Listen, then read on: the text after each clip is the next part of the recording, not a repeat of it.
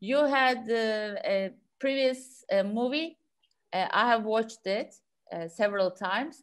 Now the Coffee Heroes, but I didn't watch it yet. I'm waiting for this weekend. We bought it for Turkish coffee community. They will watch it also. But tell us, how did it happen? What did you do there? How difficult it is? Sure. Yeah, the story of the film, please. Absolutely. But first of all, it's my pleasure talking to you. And thank you for the invitation. It is my absolute pleasure that people in Turkey are going to be able to watch a movie. I'm so grateful. Despite all of the times and everything that's happening in the world, somehow in World of Coffee, we find a way to, still stay connected. And I really admire about everything that you guys are doing for your community. And I'm so happy to be part of the community as well. Thank you. In regards to the movie, it's a funny story. It's another funny story because when you obviously mentioned that you watched the very first movie, The Coffee Man. Mm-hmm. So that first movie was not supposed to be about the coffee man himself, right? It was supposed to be about the movie director wanted to follow me on the coffee trips where I travel, where I buy a lot of coffees. And they wanted to record what happens in the coffee producing countries. And I was kind of supposed to be just showing them the part, what happens there. So movie was not about me. But then when I mentioned to them that I also do barista competitions, they started engaging with that side of myself. They followed me in Australian barista competition. I won. And then they decided to fly with me to Seattle. And I remember when they were saying when I got sick in the semifinals, they were probably two happiest people because they said, oh, this is really good for the movie. He's sick, it's going to be so cool. And I'm there fighting for my life. And these guys are, getting some really cool footage for them. But, that's their job, I guess. I can't blame them. So that's, and on the flight back, when we won WBC, they said, the movie is going to be about you and your success. So we had a beautiful time with the movie, like lifetime memories. I feel we inspired a lot of people. We showed a lot of stories. And then 12 months later, I said to Jeff again, I said, hey, it's time for us to make that movie again. But this time we're going to make movies about farmers, like we intended originally. And he goes, yep, great. So we fly to Ethiopia, we fly to different countries, we go everywhere. There's competitions, of course, and I'm not competing anymore, but I started coaching. And up until Amsterdam, final day when Aga won, Jeff did not know what movie is going to be about. He was recording all of that footage in a lot of different countries, like he was in Brazil with us, he was in Amsterdam, he was in Ethiopia, Colombia, so many countries. But then I remember when Aga won, and I was standing with Hidenori Izaki as well. Hidenori. And Jeff. And so Hide asked both of us, so boys, what's the movie going to be about? And I looked at Jeff, and Jeff looked at me, and I said, well, it's going to be about Aga. It's going to be about myself now coaching someone to chase their dream. And there's nothing better than have a first female World Barista champion, and that we can show the world how this all happened. So we start the movie with one thing in mind, and we complete the movie with something else, which I think it's a beauty about it, because Jeff has been following me for 2 years, flying with me, following my work. There's lots of ups and downs in the movie. Everyone thinks it's beautiful when you win World Barista Championships. It's all easy, but I think this movie shows a little bit of vulnerability as well, that it is not easy to be on top, and it is hard. It's very hard demanding, and, family suffers and everything else. And I think he captured that very well. But he also captured, something really good is when you have a great attitude, even though you can be on the other side of the world, like, Aga and myself, she's in Poland, I'm in Australia. Somehow we can connect and we can achieve greatness. And that's what she has done. I found second movie more inspiring and than the first one, but I'm also looking forward to sharing with all of you in the community. And I'd love to get some maybe messages to Feedback? see, yeah, if you liked it or if you didn't like it. We definitely would love some feedback. I can tell it immediately. I watch it. I can tell it. But at the first movie, I was so excited. I felt what you feel over there. How you excited? How you sick? How is your family doing? How did they help you and their ups and downs? It was great for me. It means that it shows that how difficult situation to get ready for this championship. It's not that easy. You're working a lot for that to get the champion. Absolutely. Kaan, please go on. You have got some questions. First, I'd like to ask you if, please, for the next movie, please try not to win or be a world champion or coach a world champion, so we can actually see what's going on in the part from your eye. Yeah. Yes, I promise. I don't know if this will happen, but I want to ask you if it's hard for you to work and train when somebody's filming you and making a movie of you. Did it have any effect on you, or were you concentrated really hard so you didn't even see them, feel them around you? Were there any effects of people filming? No, it's a great question. To be honest, Jeff, director of the movie, he's a great friend of mine. And I think that helps a lot, because when I talk to him, I just talk to my friends, and I talk to him about, what I really feel and what I think, without really thinking that there'll be thousands and thousands and thousands of people listening to this. Because if I put that in my mind, then I'm probably going to start sweating, and I'm probably not going to talk the way I talk and stress. So he makes it really easy. And he makes it super easy that he just wants me to be me. And he finds me very interesting. And of course, I find his character really interesting as well. And sometimes when we do interview, I do say quite a few silly things as well. But he learned how to work with me.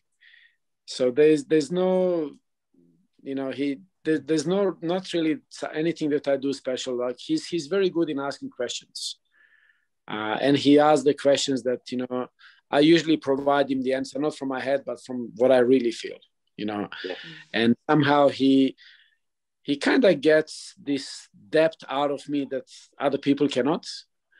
I can have normal conversation, but with Jeff, I always have very meaningful conversation.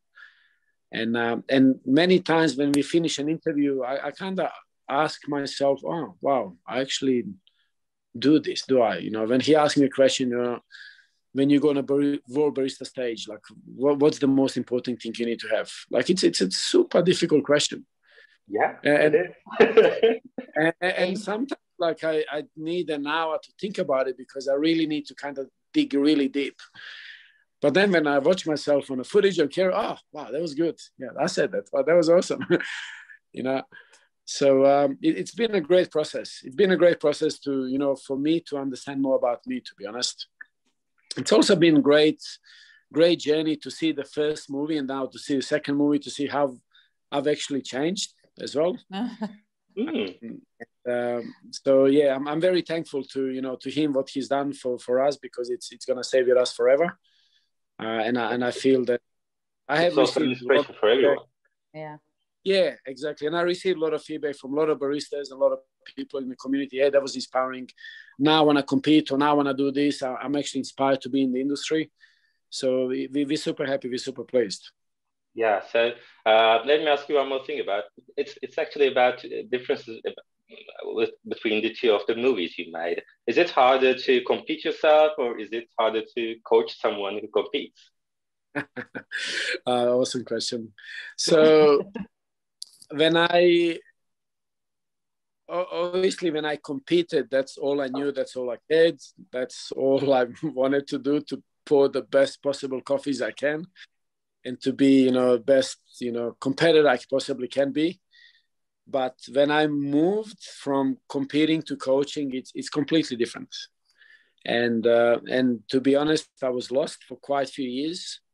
What's the role of the coach? because I had all of this knowledge, you know, in the coffee from a farm to, you know, brewing and roasting and everything. But as a coach, I was definitely not coaching people in the right direction. I was telling them what they need to do because that's what I believed what they should do. And I've learned that in Dublin when I coached Hugh Kelly in Dublin. I think it's featured in the movie. It definitely is. It's featured in the movie.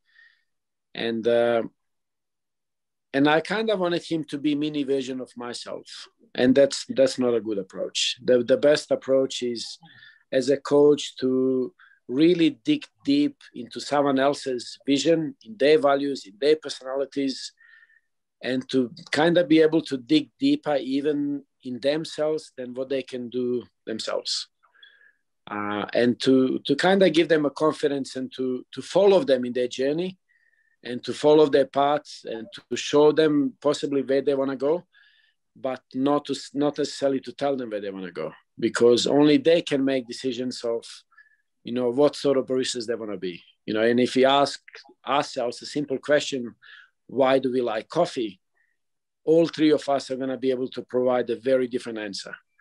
So, and my answer is going to be different than anyone else's answer, because no one can be like me, and I cannot be like anyone else as good as well. So the role of the coach is to actually be able to help that individual to be best version of themselves rather than being like someone else. And it took me a while to get it. And once I got it, I really now enjoy being a coach more than being a competitor, because I feel I can help a lot more people to be the best version of themselves. And it's really rewarding. Like, it's great when you go and lift up the trophies for yourself. It's unbelievable feeling. But trust me, you know, when you help someone else to become number one in the world, to achieve their dreams.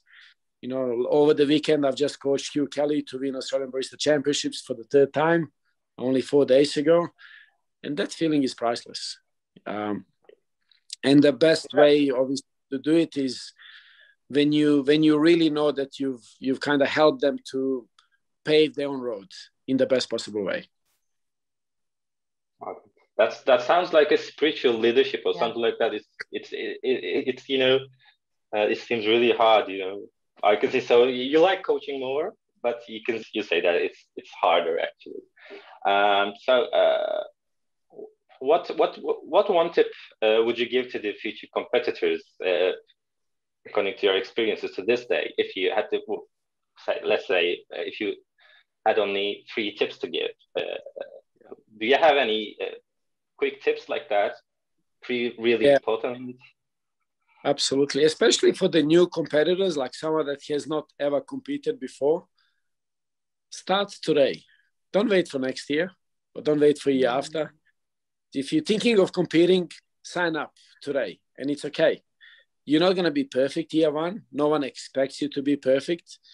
But year 1 or year 2, year 3, it's about learning. It's about networking. It's about understanding. It's about discovering how bad you are, in a way. And in the same time, once you know where you're at, and when you build that beautiful network of competitors in your country or throughout the world, you know, be yourself, because when you are yourself, you will align yourself with the people that are like-minded like you. And then together, you know, you can continue learning and progressing with this group of people to, you know, to achieve greatness. I was talking to one of my junior baristas that works in one of the cafes, and I told him, hey, you should start competing.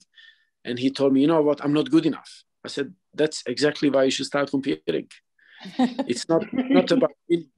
It's about you putting yourself out there, do what you love, do something that's going to be uncomfortable. You're going to be confused. You're going to feel a fear, but all of these things are great, because being confused, having a fear, being uncomfortable, they are all the signs that you're learning a lot. And then when you turn back 6 months later, you know, after you compete, I said, wow, I've learned a lot. And then you go again next year and next year. Only 3 or 4 years later, you start sort of thinking, I would love to win, or maybe I have this great idea to share with everyone, but that takes time. A lot of people think success that's above the iceberg. Oh, Sasha won easy, Aga won easy, Hidenori Izaki won easy. But once you talk to these people, once you see how difficult it was, we all have the same start. We start competing because we just want to learn. But start today. Don't wait for tomorrow. Good advice. Yeah, good advice. Yeah. Do you think these things come, your past, your sports past, affect your coffee competitor or coach part right now? Do you think it is? Absolutely. You know what? I love competition. We know that. Whether we gonna be on the resort on a holiday and there's a table tennis table, I wanna play table tennis so I can win. Whether we play, casual soccer with the team in a car park, yeah, I'd love to win. Anything we wanna do, we wanna win. And I think what's been great for me to play elite sport, play Olympic Games, play World Championships is to respect competition, to respect opponents. Even though we want to win, we don't want to be stabbing over other people. We crazy professional, we want to win, but we also want to respect the competition, respect the environment, respect everything, and do it in a professional way. Like on the weekend with my family, because it's my dad's 70th birthday. So my brother came over and my daughter was there, my brother's daughter. So we had this internal Sestic Olympics that we call it. So we had our lifting championships where my daughter is competing against my brother's daughter. I was competing against my brother. And we were, competing who can lift more. So I think you'll probably be able to see on my Instagram few funny videos in the next few weeks about comp. But that's what we do as a family. They're the best moments that we normally have when we put ourselves in that environment where we compete, we celebrate, we have fun, we enjoy it. It's in your DNA, we can say. It never gets too old. Like I'm 42 years old now, and I still have that crazy competitive spirit. So that's a part of your personality, I think. I think so too. Yeah. I want to ask you about your experiences in the farm level, because you're a highly experienced coffee professional about that, and I know that you're a fan of new processing techniques and fermentation techniques. You introduced the carbonic maceration to the world, and what do you think we should expect with those new processing techniques? Personally, I'm starting to see at the local coffee shops that those experimental techniques right now. And what do you think we should expect? Are there any new techniques that will emerge, or do you think is it going to stop somewhere right here? So we should draw the line. What's your thoughts about it? Absolutely, it's a great question. So I feel that in 2015 we've opened this Pandora box, something new, something exciting, and everyone goes, "Wow, this is so cool! Let's do it." Which I'm so grateful and so nice to see that the world has accepted that coffee fermentation can influence the coffee a lot, and so many other great coffee professionals and the farmers have started doing their own ways of doing either anaerobics or CMs or whatever it is. And I feel it's not stopping. It's just going to get stronger and better and greater. There's so much more we can learn and discover. One thing that I'm a little bit skeptical and it's making me a little bit uncomfortable is the rules of fermentation. Because unfortunately, I've seen some people putting the additives in fermentation in order to mask the flavors. I've seen some farmers spraying the coffee with a certain flavoring so coffee can taste better. And for me, that's that's scary, because when you open up the Pandora box, it can be exciting, but it can be scary as well.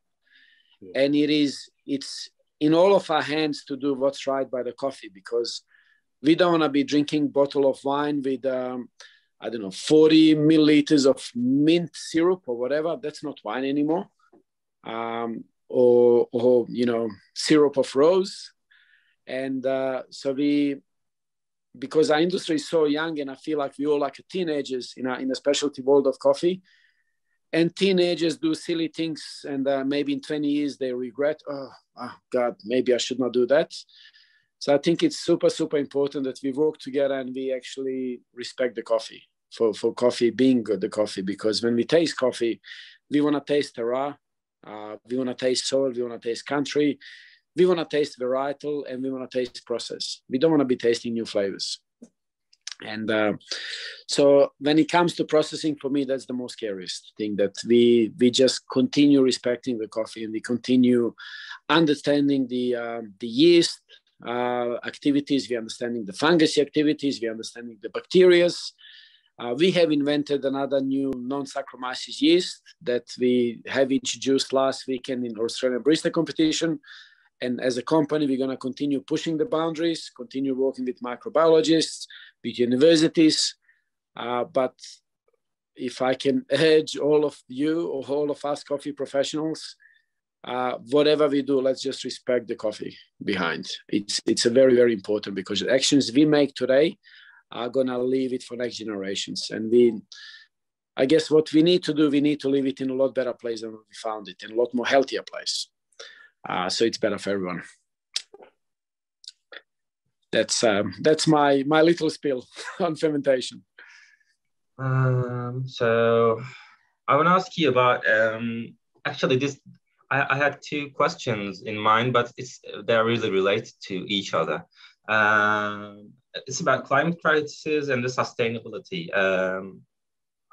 You're traveling to farms, and how does the climate crisis affect these farmers and producers in the producing countries, and how can sustainability, the advantages of implementing sustainability in our processes could improve this situation? What's your thought about this? Yeah, great question. So when it comes down to climate changes, we all talk about it. We know it's happening. Maybe on a practical level, how is this affecting producers? In my experience, as you might know, with the Project Origin, we work with a couple hundred farms. I own 3 coffee farms in Central America as well. And one farm is low altitude farm, one farm is medium altitude, one farm is like super high altitude. So, and I've done it more to have a really, really deep understanding how everything is impacted, including climate change. So we definitely found on our low altitude farm, which is only 1,000 meters in Nicaragua, we found that maybe 4 or 5 years ago, we did not need to use fertilizers against the broca and the leaf rust as much or as often. But now, in order for this farm to continue growing, that's required to be done at least 3 times a year. So the cost of production is going up dramatically. And so the big question is, are farmers, there are technologies out there that we can use good fertilizers that are organic, that are going to look after the soil, they're not going to damage the environment, but of course they cost more money, and that's the practice that we do. And if there is money, farmers can beat that, and they can not necessarily beat the climate, but they have a technology and know how to live with it and how to continuously keep producing good quality coffee. But the problems we have is where, when coffee buyers come to these countries, they don't really want to pay more money for these coffees. And the cost of the price has gone like 3 or 4 times.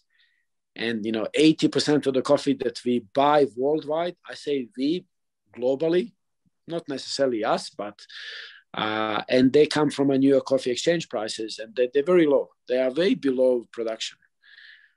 So so that's the main issue. And also the big chains, they don't necessarily need to buy 85, 6, 7, 8-point coffees. They're okay to buy 80-point coffee.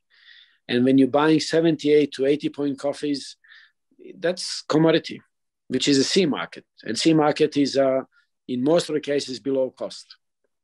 So I guess in order to move forward and to fight that climate changes, we actually need to show the awareness that we should be paying more for coffees, and give enough, income for these farmers to actually be able to manage their farms better.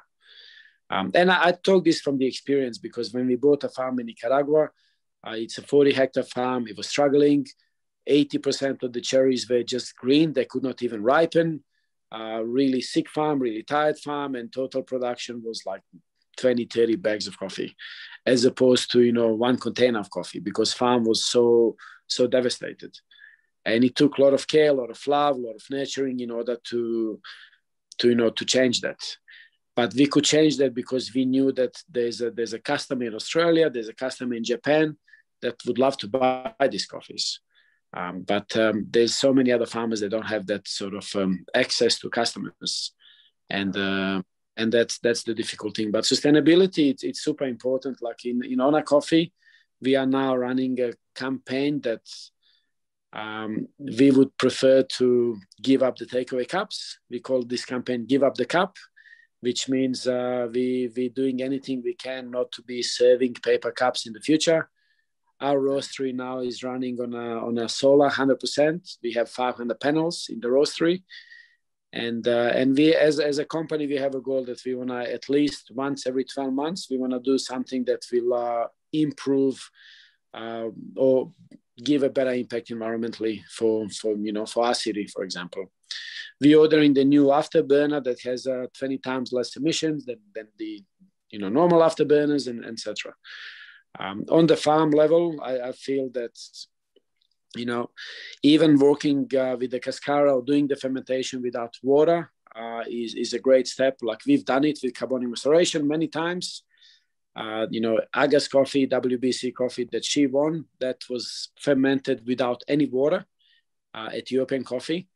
And majority of Ethiopian coffees traditionally are fermented with a lot of water, which is a lot of waste. So that can be improved by, even though when we're fermenting the coffees and we have all of this liquid that can potentially be turned into fermented and distilled, and that can be turned into alcohol, that can be used as a hand sanitizer for the farmers. Oh, yeah. So there's so many ways that we can actually do that. We can think to make these farms more sustainable. But as I mentioned with the barista competitions, we need to start with something. And on our farm in Nicaragua, hopefully when the world is reconnected again, we have made a beautiful guest house for people to come, because we love entire world to come and see what we have been doing there for the last 5 years, because we feel like that this can be inspiring for anyone in the community or anyone throughout the world. What can farm look like? Where everyone is included. People that are picking the coffees, they're not considered as a labor. They are considered as a part of the society.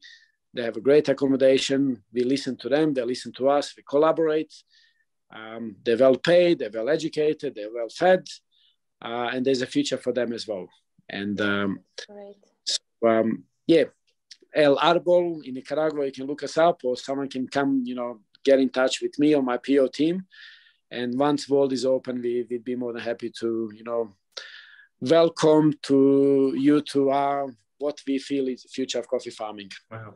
So you said that once the world is reconnected, how did the COVID-19 pandemic affect the working style of Ona Coffee and Project Origin?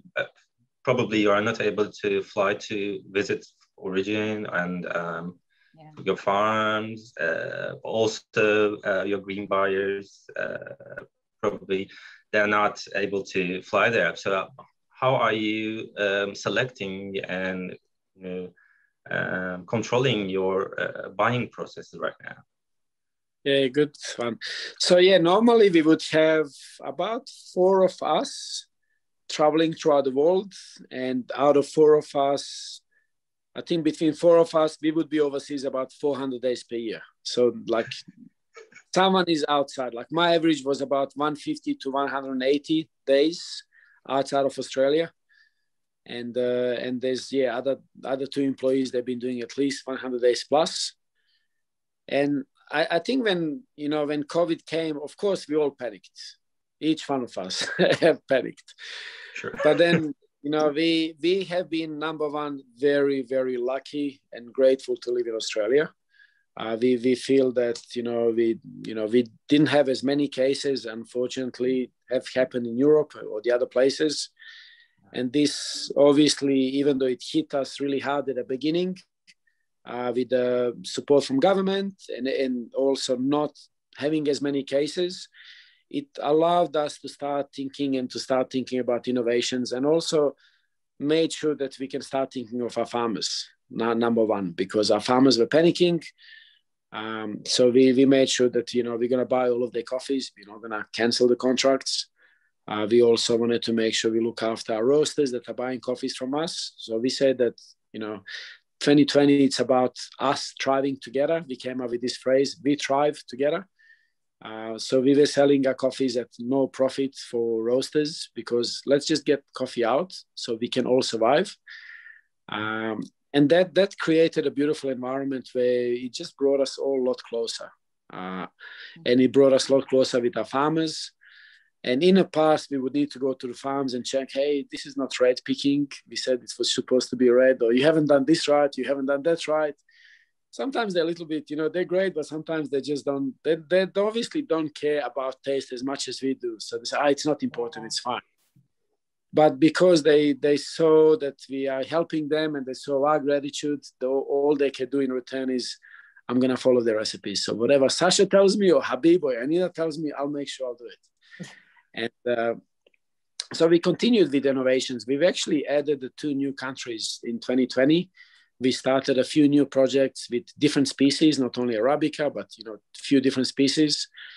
In a way, maybe we kind of thinking this is a little bit easier, because in normal year we spend about 60 days in the aeroplanes between 3 of us. And literally, yes. To spend 60 days in aeroplane in the air.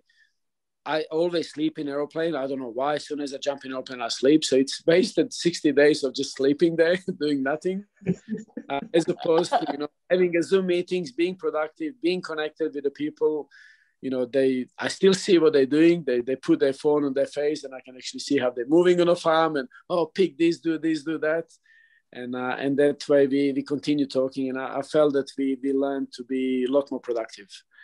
And kind of be a bit more professional as well than what we possibly have been. So it has been, from that point of view, from business and from connection, from innovations, experiments, I feel it's been a lot of positives.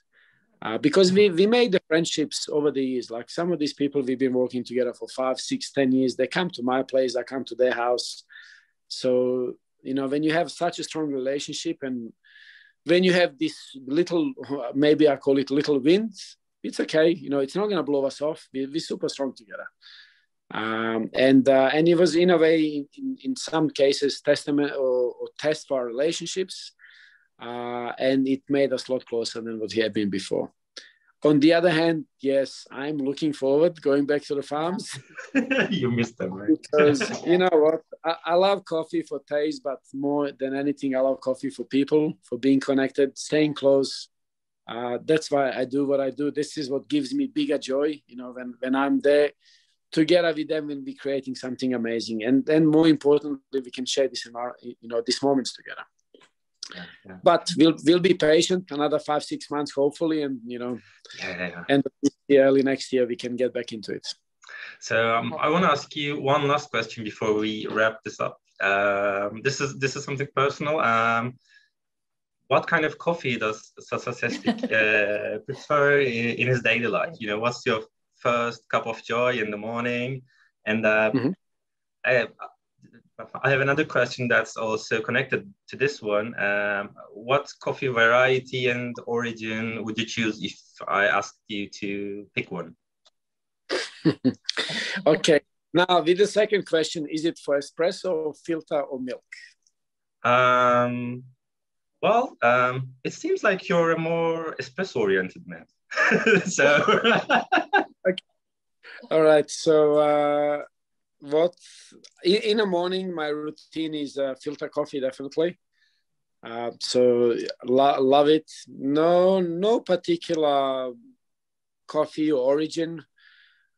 I sometimes I might be into washed coffees, and I just go super deep in them, and then I try naturals or carbonic, and I'm deep in that. So there's no preference. Yeah. But always filter in the morning during the lunch. I love to have 1 or 2 amazing espressos. And then I finish the night with a filter coffee. My wife and myself, we do drink a lot of coffee nighttime. Kids go to bed 9:30, 10 o'clock, and then we have 2 coffees and we just enjoy it. I think I annoy her sometimes because I always experiment. So I might make 2 same coffee with little bit different technique, and I ask her, hey, can you compare which one you like better? But that's part of our, eating ritual. But coffee that I love at the moment, it's gonna be hands down Eugene Oris. It's a different species. It's not Arabica. It's from Colombia. I'm lucky enough to be working with that species for the last couple of years, supporting Hugh Kelly to win Australian Barista Comp. And I had one of the best coffees of my life on the weekend. So really, that coffee is still bad. So hearing this from you is something huge, Yeah, something huge. Was definitely an emotional moment. But when you say the espresso, yeah, I think when I drink espresso, it's when you taste this amazing espresso, it brings emotions. It brings just like this joy, and I never got that with the filter up until now. I keep trying to kind of drink this most amazing filter, and then to kind of hit me here. But I'm working on it, so I'll get there. So just one more last thing, a quick question. Yeah. What do you think about Turkish coffee, Cezve coffee? That's what I was asking. Good, but you know what? I grew up with Turkish coffee in Bosnia. My grandma, I still have God, I wish I'm in my office, I would have shown you. So my grandma has a small like metal roaster that you put on a spitfire and you roast your own coffee. Okay. So that one is about 60, 70 years old. Somehow throughout the customs, I smuggled it through Australia, which is really cool. It's in my office. But my other grandma always loved freshly grounded Turkish coffee. So for me, as a kid, when I used to go out to play with my friends, I had to get her own hand grind the coffee. so I can go out and play with the friends. So I grew up with duty. Yeah, he was like, come on, not good, it's super fast. And unfortunately, that mill was not really good. So it takes me like 10 minutes. It gets super hot as well. But that's the ritual in a family. So my mom drinks Turkish coffee. My wife also. I love the smell. I love the traditional aspect. I don't drink it much, but I appreciate the kind of legacy of Turkish coffee and tradition. And I obviously support it a lot. Thank you. So thank you very much. Thank you. You have been with us. So and thank you for your time. I think that we're going to see you maybe in Taiwan. Maybe hopefully. hopefully. Yeah, we are expecting. So thank you very much, Sasha. What can I say more? Yeah, thank you for your time. It's been a pleasure talking to you. And stay safe. And for us too. To say hi to your family. And if you see Janina, say hi to her from me. Okay, I will. Okay. Thank you. Cheers. See you. Bye-bye. Thank you so much, guys. Bye. Stay in touch. Bye-bye. Bye-bye.